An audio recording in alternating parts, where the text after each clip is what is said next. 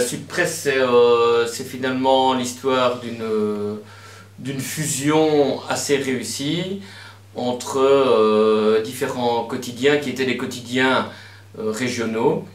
Mais donc une fusion qui est venue après de longues années de collaboration entre surtout la Nouvelle Gazette et la Meuse, qui étaient les deux gros titres principaux, mais donc par la suite également la Province, Nord-Éclair, donc pour former un groupe dont l'identité est le fait d'être un journal régional qui s'étend sur toute la Wallonie et sur Bruxelles avec la capitale, qui était au départ la Lanterne, qui avait déjà les collaborations avec la Meuse. Donc c'est vraiment une histoire de journaux qui avaient une philosophie un peu commune et qui se sont mis ensemble pour être plus forts et pour avoir une assise nationale tout en gardant un fort ancrage local.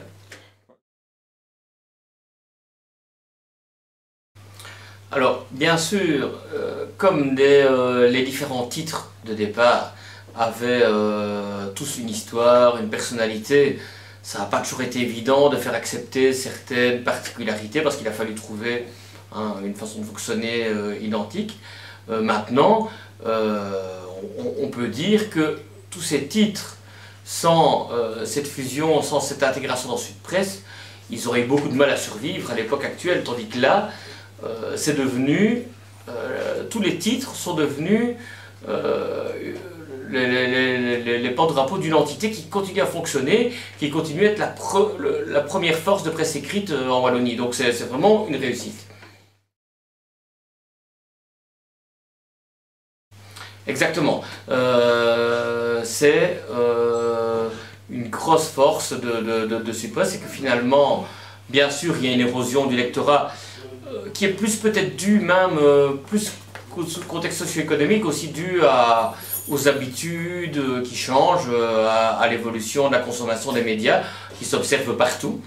Et donc, malgré ça, ça reste un groupe qui, au niveau journalistique notamment, conserve la plus grosse rédaction du pays.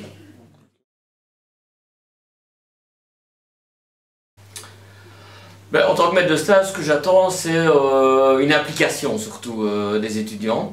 Donc c'est le fait qu'en tout cas ils s'intéressent aux produits, à ce qu'on fait, qu'ils comprennent l'esprit dans lequel on travaille, et puis qu'il y ait la volonté de faire quelque chose qui soit le plus professionnel possible.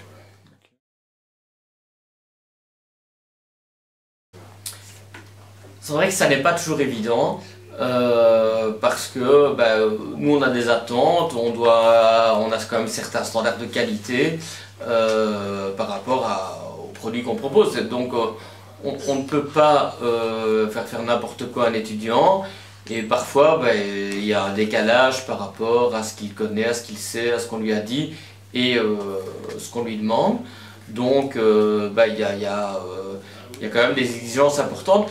Et donc, ça va fort dépendre de l'implication et du sérieux de l'étudiant, ce qu'on va lui demander.